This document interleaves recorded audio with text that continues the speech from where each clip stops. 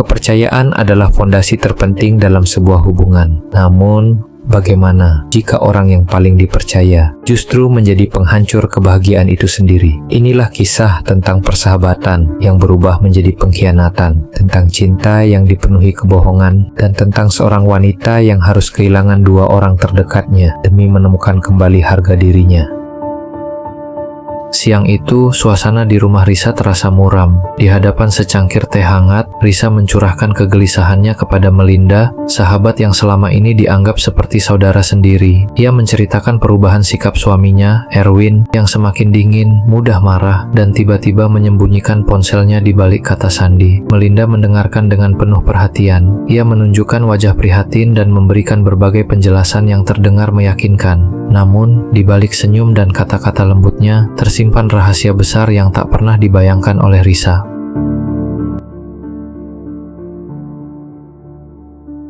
Diminum dulu, Mel.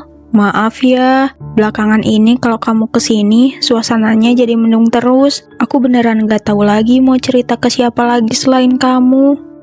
Ya ampun Riz, kamu ini kayak sama siapa aja sih? Kita kan udah temenan dari zaman awal-awal Mas Erwin masuk kantor yang sama. Aku tuh udah anggap kamu kayak saudaraku sendiri tahu. Jadi, tolong jangan sungkan. Emangnya ada apa lagi? Mas Erwin bikin ulah lagi? Bukan ulah yang gimana-gimana, Mel, tapi sikapnya itu loh. Kemarin malam, aku sengaja masak rendang. Kamu tahu kan, itu makanan kesukaan dia dari dulu. Aku tungguin dia dari jam 7 malam, jam 9 belum pulang, jam 11 belum pulang. Pas jam 1 malam dia buka pintu, mukanya lempeng banget. Jangankan dicicipi, dilirik aja enggak itu rendang. Terus, kamu tanya nggak kenapa dia nggak mau makan? Mungkin dia udah makan di luar sama orang kantor, Riz. Udah, Mel, aku tanya baik-baik. Mas, mau aku panasin rendangnya? Kamu tahu dia jawab apa? Dia langsung ketus. Aku udah makan malam mewah sama klien. Kamu ngapain sih masak repot-repot? Buang-buang uang belanja aja. Ujung-ujungnya mubazir. Gila nggak, Mel? Aku masak pakai uang belanja yang dia kasih. Diniatin buat nyenengin dia. Tapi malah dibilang buang-buang uang. Aduh, kasihan banget kamu, Riz. Tapi gini loh, mencoba berpikir positif ya. Mas Erwin itu posisinya di kantor sekarang kan lagi di atas banget. Tekanannya tinggi. Kadang kalau cowok udah stres sama kerjaan, boro-boro mikirin rasa makanan di rumah. Yang ada di otaknya cuma pengen buru-buru mandi, terus tidur. Kamu jangan langsung masukin ke hati ya. Kalau cuma soal makanan, aku juga masih bisa maklum, Mel. Tapi ini masalah HP. 2 hari yang lalu, pas dia lagi mandi, HP-nya di atas meja bunyi terus. Layarnya nyala-nyala terus kan silau. Pas aku mau geser biar nggak ganggu, aku lihat layarnya kok minta password HP. Sejak kapan Mas Erwin pakai password di HP-nya? Dari awal nikah, kita tuh berkomitmen gak ada rahasia. Aku coba masukin tanggal lahirku salah, tanggal lahir dia juga salah, tanggal jadian kita salah juga. Oh, soal itu ya? Ya ampun, Riz. Kamu jangan norak ah. Kamu gak tahu ya kalau di kantor kita sekarang lagi ada audit sistem keamanan data besar-besaran. Audit? Hubungannya sama HP Mas Erwin apa? Iya, jadi dari divisi IT itu mewajibkan semua karyawan, terutama yang posisinya manajer ke atas kayak Mas Erwin, buat pasang password di semua perangkat pribadi yang terhubung ke email kantor. Kalau data klien bocor ke orang luar, bahkan ke keluarga sendiri, hukumannya bisa denda ratusan juta atau dipecat, Riz. Aku aja terpaksa ganti password HP ku pakai kombinasi yang ribet banget. Jadi, Mas Erwin ganti password itu bukan karena menyembunyikan sesuatu dari kamu, tapi karena emang ada aturan kantor yang ketat banget. Sumpah, aku nggak bohong deh. Beneran begitu, Mel. Tapi kenapa dia nggak ngomong langsung ke aku? Kenapa harus marah pas aku nanya baik-baik? Pas aku tanya kenapa diganti, dia langsung bentak aku. Dibilang aku ini istri posesif, kekanak-kanakan lah.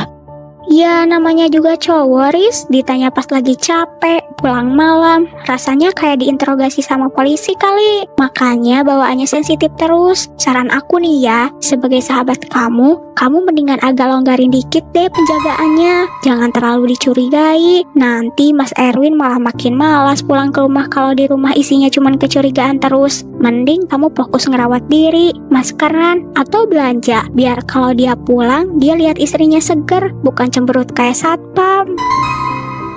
Iya juga ya Mel, mungkin akunya aja yang terlalu sensitif belakangan ini. Makasih banyak ya Mel, kalau nggak ada kamu yang jelasin urusan kantor, aku pasti udah mikir Mas Erwin ada main di luar sana.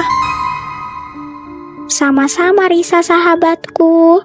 Makanya kalau ada apa-apa cerita dulu ke aku ya. Jangan langsung dituduh suaminya. Oke?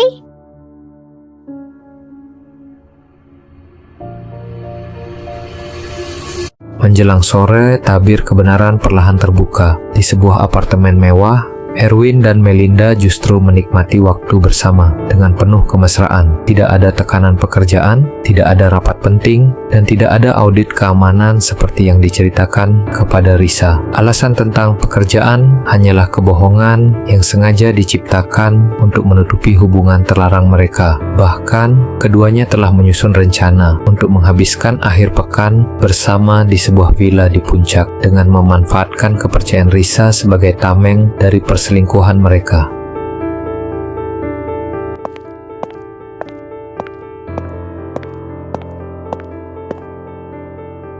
Sayang, kamu tahu nggak? Tadi siang, istri kamu curhat lagi ke aku. Dia sampai nangis-nangis loh, bahas soal rendang yang kamu cuekin malam itu.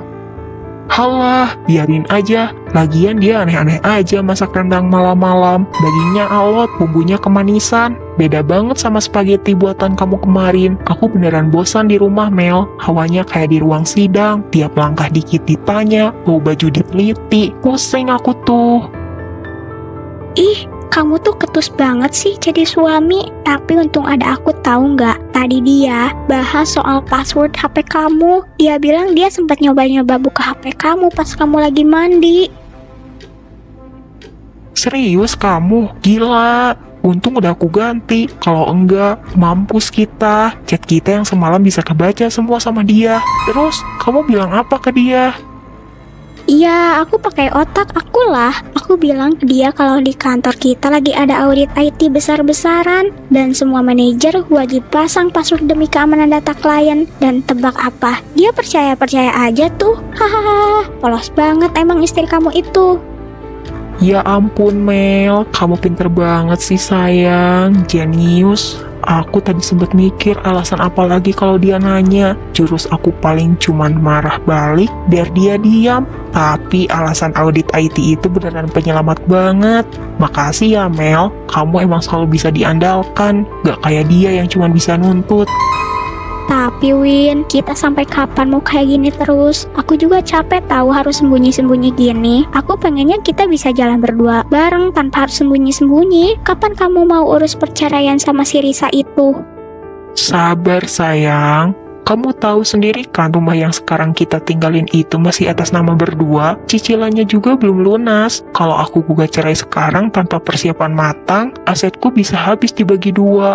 Belum lagi nama baikku di kantor. Bisa-bisa posisiku digeser kalau ketahuan ada selingkuh. Kita main cantik aja dulu ya. Yang penting kan sekarang ada waktu aku lebih buat kamu. Ya udah deh, aku percaya sama kamu. Terus rencana kita weekend ini gimana? Jadi kan? Jadi dong, aku udah susun skenario-nya rapi banget. Tadi pagi aku udah bilang ke Risa kalau mulai besok, Sabtu sampai Senin pagi, aku ada bisnis trip dadakan ke Singapura buat nemuin klien VIP. Jadi besok pagi-pagi aku bakal berangkat dari rumah bawa koper. Tapi tujuannya bukan ke bandara, melainkan langsung jemput kamu di sini. Terus kita berangkat staycation ke Villa Puncak. Gimana? Suka kan? Serius? Wah, asik banget. 3 hari 2 malam berduaan doang di puncak. Mau banget. Tapi aman kan, Win? Kalau tiba-tiba dia minta video call pas kamu lagi sama aku gimana? Aman sayang, nanti kalau dia nyariin atau minta video call, aku bakal cari alasan lagi di ruangan meeting. Atau pas lagi di kamar hotel, aku suruh kamu sembunyi di kamar mandi. Atau jangan bersuara sama sekali, background kamar hotel kan mirip-mirip aja semua. Risa nggak bakal tahu bedanya Singapura sama Puncak.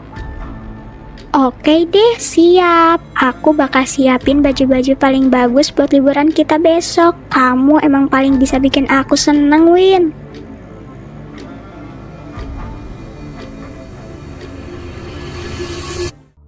Keesokan paginya, Firasat seorang istri mulai berbicara. Saat membantu menyiapkan koper suaminya, Risa menemukan beberapa hal yang terasa janggal. Pakaian santai, parfum favorit, dan barang-barang yang sama sekali tidak mencerminkan sebuah perjalanan bisnis. Pertanyaan demi pertanyaan yang diajukan Risa justru dibalas dengan amarah. Erwin membentak dan menuduh istrinya terlalu curiga. Namun, kali ini Risa tidak lagi memilih diam. Di balik air matanya, muncul keyakinan bahwa ada sesuatu yang sedang disembunyikan darinya. Untuk pertama kalinya, ia memutuskan mengikuti suaminya demi mencari kebenaran yang selama ini tertutup oleh kebohongan.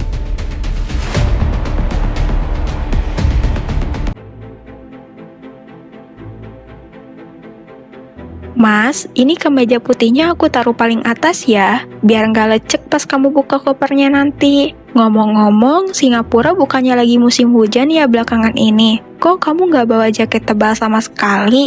Ini isinya malah kaos polo semua, Mas.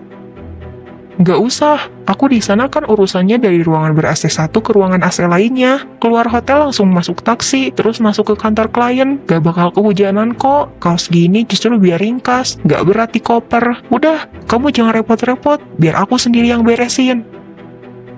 Terus, celana pendek ini buat apa, Mas? Ini kan celana santai yang biasa kita pakai kalau ke pantai. Masa meeting bisnis bawa celana ginian sampai 3 celana? Terus, parfum ini kan parfum hadiah dari ulang tahun aku yang baunya manis banget. Yang biasanya kamu malas pakai kalau ke kantor karena katanya terlalu kasual. Kenapa dibawa buat ketemu klien penting? Astaga Risa, kamu ini bisa nggak sih satu hari aja nggak usah bawel dan nanya hal-hal yang nggak penting? Klien yang mau aku temuin di Singapura ini orang-orang industri kreatif tahu nggak? Mereka ini nggak suka gaya kaku pakai jas formal. Pertemuan kita juga santai, kadang di kafe terbuka, kadang di tepi kolam. Makanya aku bawa baju yang agak kasual. Masalah parfum aja kamu urusin, heran aku. Aku cuma nanya, Mas, bukan menuduh. Aku kan istrimu. Wajar kalau aku perhatian apa yang kamu bawa. Industri kreatif apa namanya? Nama perusahaannya apa? Kemarin pas aku iseng tanya Melinda soal proyek kantor, dia bilang divisi kamu lagi fokus penuh sama proyek infrastruktur. Nggak ada tuh bahas klien industri kreatif dari luar negeri. Ngapain kamu nanya-nanya soal kerjaan aku ke Melinda? Melinda itu beda divisi sama aku sekarang. Dia staf biasa, mana tahu urusan proyek rahasia tingkat manajer ke atas. Kamu sengaja ya nyari-nyari kesalahan aku lewat orang lain? Kamu nggak percaya sama omongan suami sendiri, tapi lebih percaya sama gosip orang kantor? Melinda bukan orang lain, Mas. Dia sahabatku. Dan aku tanya ke dia karena kamu sendiri di rumah selalu tertutup. Tiap diajak ngobrol alasannya capek. Tiap ditanya soal kantor bilangnya aku gak akan paham. Sekarang ada perjalanan dadakan di hari Sabtu. HP di password dengan alasan audit IT kantor yang pas aku cross-check ke Melinda. Cukup Risa, cukup. Aku capek ya. Aku ini banting tulang, pergi pagi, pulang malam, kerja keras sampai hari Sabtu juga demi siapa? Demi bayar cicilan rumah ini, demi uang belanja kamu. Tapi apa balasan kamu? Tiap mau aku berangkat kerja, bukannya didoain, malah diinterogasi kayak maling. Capek aku punya istri kayak kamu, gak ada pengertiannya sama sekali. Mas, aku cuma butuh kejujuran kamu kok. Sudahlah, gak usah banyak omong lagi. Mood aku udah hancur total pagi ini gara-gara kamu. Aku mau berangkat sekarang, nanti aku telat ke bandara. Kamu di rumah aja, gak usah antar aku ke depan, gak usah panggil taksi, aku udah pesen sendiri. Dan ingat ya, jangan telepon aku sebelum aku yang menghubungi kamu duluan. Aku bakal sibuk banget sama klien.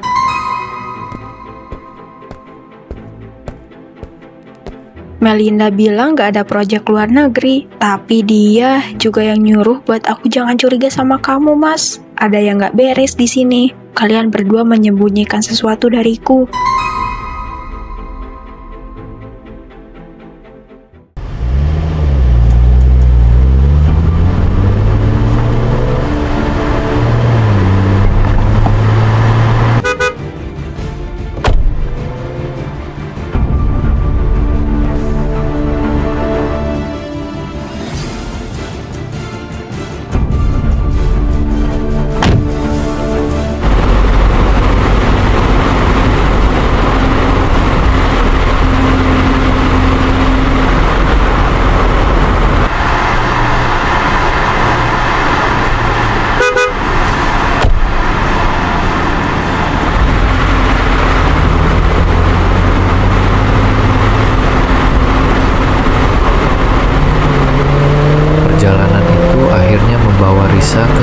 restoran mewah di tengah kota. Di sanalah semua kebohongan runtuh dalam sekejap. Erwin yang seharusnya berada di Singapura ternyata sedang duduk berdua dengan Melinda, tertawa dan saling menunjukkan kemesraan. Kehadiran Risa membuat suasana berubah seketika. Wajah Erwin memucat, sementara Melinda kehilangan ketenangannya. Satu persatu kebohongan mereka terbongkar. Topeng persahabatan yang selama ini dikenakan Melinda akhirnya terlepas, memperlihatkan sosok yang sebenarnya. Di saat yang sama, Erwin mencoba menyelamatkan dirinya sendiri dengan memohon ampun dan melemparkan kesalahan kepada wanita yang selama ini menjadi selingkuhannya. Namun, semuanya sudah terlambat. Dengan hati yang terluka, Risa memilih berdiri tegak. Ia tidak lagi meminta penjelasan dan tidak lagi mencari alasan. Ia memutuskan untuk melepaskan dua orang yang telah mengkhianati kepercayaannya dan memilih menyelamatkan dirinya sendiri.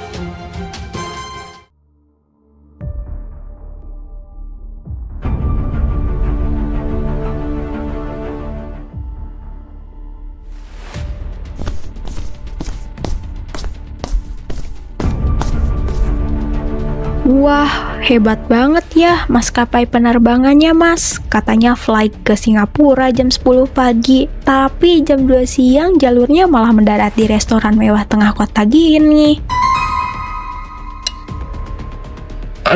Risa, kamu kok bisa ada di sini? Kamu ngapain ikuti aku?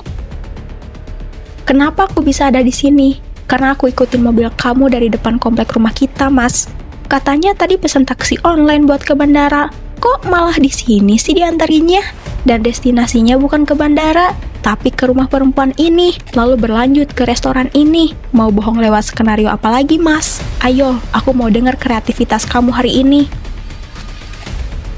Risa, ya ampun Riz, kamu jangan salah paham dulu dong. Sini, duduk dulu. Kita bicarain baik-baik. Ini murni kebetulan banget tau Riz.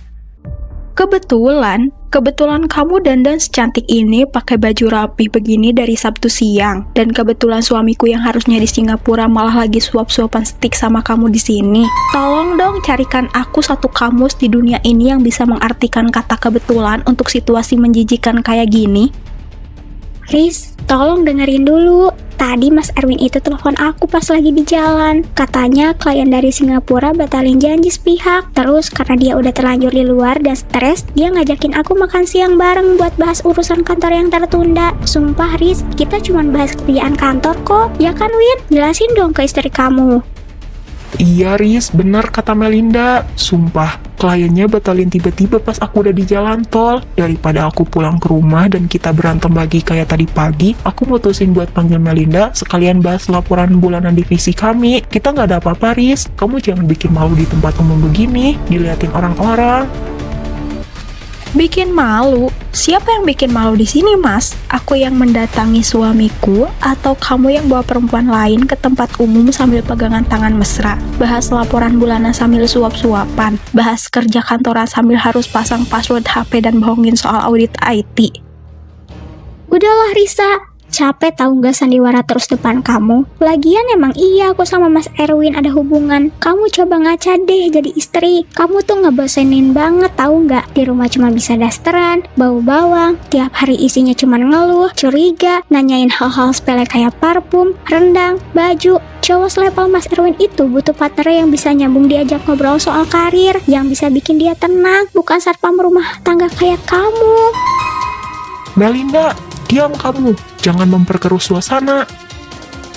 Oh, jadi ini wujud asli kamu, Mel. Perempuan yang selama berbulan-bulan ini aku anggap sahabat terbaik. Perempuan yang tiap kali aku nangis curhat soal suamiku yang berubah dingin. Kamu selalu bilang, sabar ya Riz, Mas Erwin itu setia, dia cuma capek kerja aja. Ternyata di balik kata manis kamu itu, kamu lagi ngetawain kebodohanku ya? Kamu yang merancang semua kebohongan ini biar kalian bisa bebas bersenang-senang di belakangku. Murahan sekali kamu, Mel.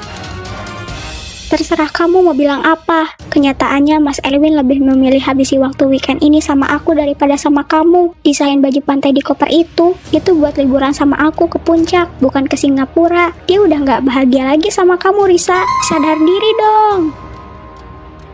Risa, Tolong, aku minta maaf. Aku hilap, Riz. Melinda yang goda aku duluan di kantor. Aku beneran gak bermaksud hianati kamu. Tolong kita pulang ya. Kita selesaiin ini di rumah. Jangan di sini. Aku janji bakal putusin Melinda sekarang juga. Tolong kasih aku satu kesempatan lagi, Riz. Aku masih sayang kamu.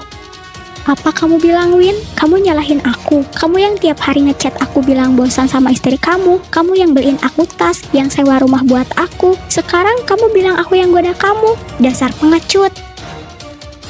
Lihat diri kalian berdua, menjijikan sekali. Saling lempar kesalahan setelah tertangkap basah. Mas Erwin, kata maaf dan sayang dari mulut kamu itu udah gak ada harga dirinya lagi semenjak kamu melangkah keluar dari rumah pagi ini dengan sejuta kebohongan. Dan kamu Melinda, terima kasih sudah memperlihatkan siapa diri kamu yang sebenarnya. Ambil laki-laki ini, ambil koper penuh baju pantainya itu. Kalian berdua emang cocok, sama-sama pengkhianat kotor. Risa, tolong, jangan tinggalin aku. Kita udah bangun rumah tangga ini dari nol, Riz. Kamu yang menghancurkan rumah tangga ini dari nol, Mas, bukan aku. Mulai detik ini, jangan pernah berani injak kaki kamu di rumahku lagi. Semua barang-barang kamu bakal aku taruh di depan pagar. Dan buat kalian berdua, siap-siap, karena surat gugatan cerai dan bukti perselingkuhan ini akan sampai ke meja kantor Senin pagi. Selamat menikmati liburan kalian di puncak. Kita ketemu lagi di pengadilan, Mas. Pada akhirnya, tidak ada kebohongan yang dapat disembunyikan selamanya. Cepat atau lambat, kebenaran akan menemukan jalannya sendiri untuk terungkap. Erwin kehilangan istri yang tulus dan harus menghadapi konsekuensi dari pilihannya. Melinda pun menyadari bahwa kebahagiaan yang dibangun di atas penderitaan orang lain tidak akan pernah membawa ketenangan. Sedangkan Risa, meskipun kehilangan suami dan sahabatnya sekaligus, ia berhasil menemukan kembali sesuatu yang jauh lebih berharga, harga dirinya. Karena terkadang merelakan sebuah kehilangan bukanlah tanda kekalahan, melainkan langkah pertama untuk menyelamatkan masa depan.